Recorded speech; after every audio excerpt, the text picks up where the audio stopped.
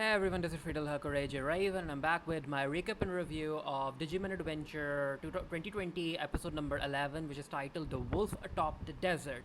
So, this episode we knew from the preview is going to focus on Gabumon and him reaching his ultimate stage where Gururamon. So, this episode opens with.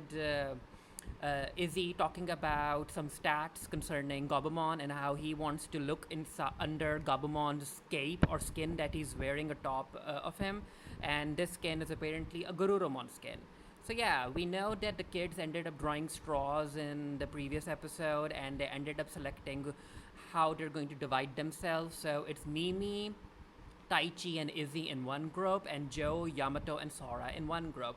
And Mimi's group is walking through the desert, and she is feeling cold even though they are walking through the desert. And then she ends up reaching this tall wall. Of course, Taichi and Agumon are able to climb it, and Mimi is like, you know what? I'm not going to climb that. Izzy, on the other hand, uses his partner Digimon to fly at the top of the wall, and I'm like, Izzy, can't your Digimon also give Mimi a lift? And again, Mimi is like, I'm not climbing this wall. And Palmon is able to extend her vine fingers, and she is able to bring Mimi atop the wall. And while the kids are standing on the wall, they see these ruins, and these ruins do look interesting. However, you get to see that Sound Birdramon is also atop, and it's flying in the sky, and it's keeping an eye on the children.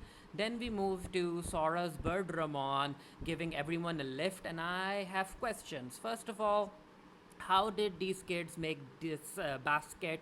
How long did it take? And yeah, how long did it take to make this? Anyway, Birdramon is flying through the desert and everything is going fine. However, then they notice the Sand Yamamon or something like that. I'm not really sure what they're called. Yeah, I think it's Sand Yamamon.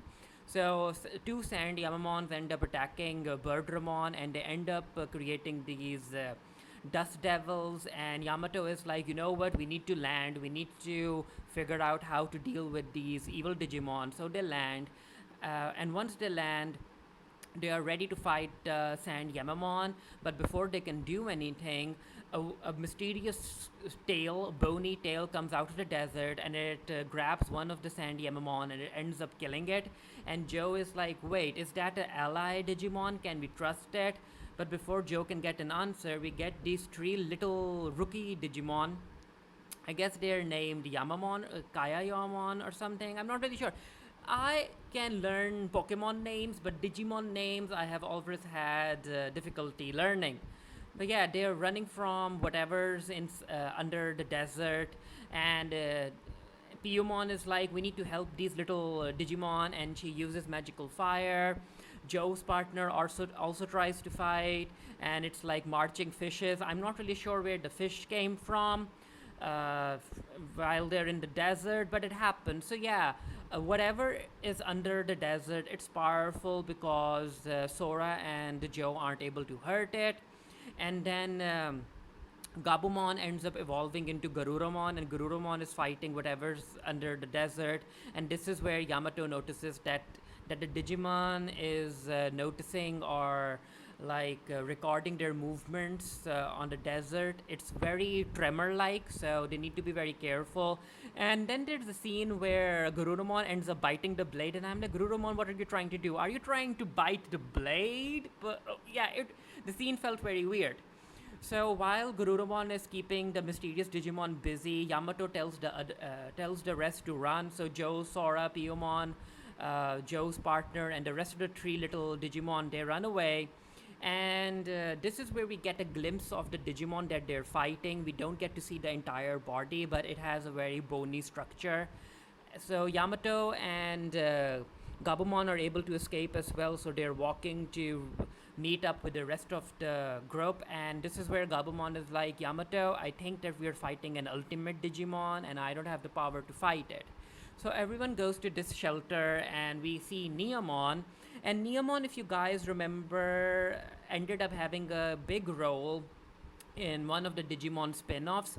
I think it was Digimon Striker, where the humans could turn into Digimon. It was a weird spin-off. I watched it as a kid. So this is where Neomon tells everyone that these one, two, three, four, five, six, seven. These seven Digimons are going to go and meet up with Leomon, because Leomon is a Digimon that's trying to collect or organize a resistance so that they can fight the Dark Digimon. And Sora is like, wait, are you guys going to go and fight in Leomon's army as well? And Leomon is like, no, we are very weak Digimon. However, we think that if we can get there, Leomon will be able to protect us. And for those of you who have watched the original animated series, you know what's going to happen to Leomon. So let's see what what fate awaits Leomon in the reboot. So Sora is like, we need to help Neomon. I think we should accompany them through the desert. And this is where Yamato is like, no, we can't waste any time. Don't you know what Izzy told us? So Izzy basically said that the power outage in Tokyo has gotten worse and people are actually evacuating the city. And Yamato is like, we don't have any time to waste. We need to find a holy Digimon. I can't get on a side quest. And Sora is like, but Yamato is like, you know what, Sora, do what you want to do, but I'm walking. So of course his partner Digimon has to walk with Yamato, and Joe decides to remain with Sora to help Neomon and the rest of the little Digimon. And while Yamato and Gabumon are walking, Gabumon is like, Yamato, you need to tell your friends about what you're dealing with. And Yamato is like, no, I don't have to talk to anyone. So back to Joe and Sora. So Sora's plan is that she and Birdramon um, are going to divert Sand Yamamon's attention while Joe uses Ikakumon to carry the rest of the Digimon through the desert. So yeah, the plan doesn't really work. And I have to say that I was actually surprised that Ikakumon was able to surf like that through the desert. I'm not really sure if it's because it's kind of a water Digimon or if it helped save on animation. But yeah, Ikakumon is surfing through the desert. So Trees and Yamamon end up going after Birdramon, and Joe is like, Ikakumon, we have to help Sora as well. So Ikakumon starts shooting at Sand Yamamon, and I actually thought that Ikakumon's attacks were homing missiles. So I guess that's not true, or maybe due to plot conveniences, the writers didn't make Ikakumon's rockets homing missiles. But yeah, anyway, Sand Yamamon ends up attacking Ikakumon, and then Scorpiomon ends up coming as well. And Ikakumon is stuck, he can't help Sora. However, Sora only needs to defeat one Sand Yamamon, so it's able to do that. Because I actually like this scene, because of Sora's emotions, Birdramon gets a boost to her power, and they're able to defeat the Sand Yamamon. But before they can go and help Joe, Scorpiomon ends up grabbing Birdramon and throwing it on the ground, and Birdramon digivolves to Piomon, and yeah, everyone's in trouble. Joe is like, Ikakumon, you have to help Sora, and Ikakumon is like, no, I'm already trying to deal with my mess over here. But before Sora gets attacked by one of the Sand Yamamon, Yamato comes in with Garuramon, and he's able to save Sora, and we get this cool looking shot with Yamato and Garuramon, and we also get to see Scorpiomon's entire body. So yeah, it is an ultimate Digimon that Garuramon has to fight. He's like, everyone get back, I'm going to fight this thing. Of course, because Garuramon is only a champion Digimon, it's not able to defeat an ultimate level Digimon. And this is where Yamato ends up remembering how he needs friends, the importance of friends, and how Taichi, Izzy, Mimi, Sora, and Joe believed in him, especially during the episode where they were breaking into the fortress. So that allows Yamato to help Garuramon unlock his ultimate stage. And yeah, we have Where Garuramon here, and I have to say that when I was watching this episode, seeing Where Garuramon was very cool. He looked cool, the animation was great, and Where Garuramon, even though it's not as big as Metal Greymon and doesn't have a whole lot of area of damage, Where Garuramon is all about speed and preciseness and devastating attacks, especially when it's in close combat. So the scene where Garuramon was able to stop Scorpiomon's tail with just two of its fingers, that was an amazing scene. And yeah, where Garuramon ends up using its Chun-Li-like legs on Scorpiomon, and then it finishes Scorpiomon with Kaiser nails, and it was a very cool fight sequence, very well animated and very fast, focusing on speed, which where Gururumon has. So yeah, they are able to defeat Scorpiomon and Neomon, and the rest of the Digimon go their way. They are safe now. They can go and meet up with Leomon, and Yamato, Sora, and Joe have to go and find the Holy Digimon.